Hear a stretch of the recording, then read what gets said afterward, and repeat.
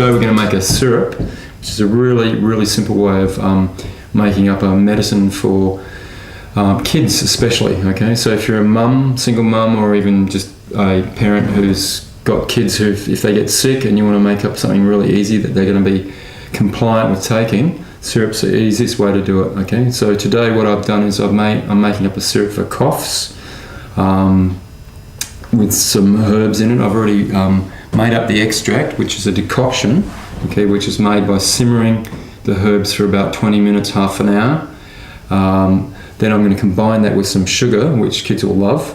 Obviously you can't give this to anyone who's diabetic, so if you've got a diabetic child or a person who's diabetic, you can't give them this with the sugar, but you can actually substitute honey if you want to, or you can use stevia if you want to change that around. So what I've got here is about 300 ml of liquid, which is a decoction that I made, and I'm going to add in an equal amount of sugar, so I'm putting in 300 grams of sugar. It's very easy. I'm just going to melt the sugar in the decoction on the stove.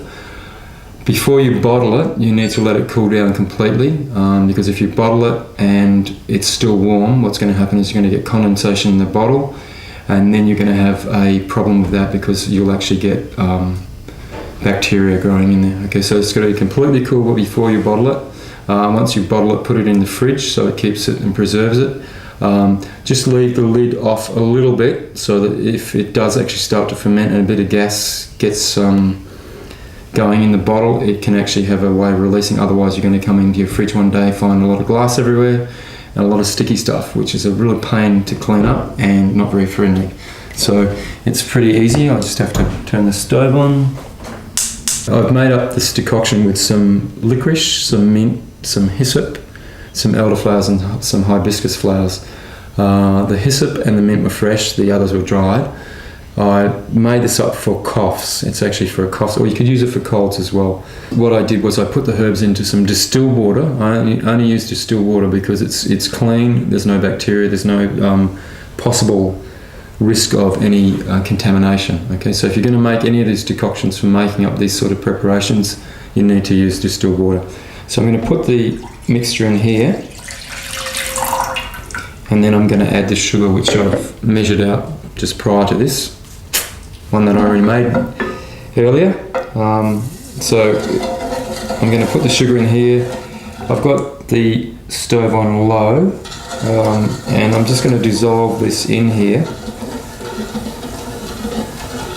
This takes a few minutes to do that, and once it's all dissolved, then I can switch this off and let it cool, and I'll bottle it once it's completely cool. This is also a really good way of making up herbal medicines for people that are elderly, also for people that have just come out of hospital, say post-op, that really can't take a herbal tincture because of the alcohol, or also for people who are alcohol intolerant, say people who have religious constraints on alcohol, or alcoholics, obviously.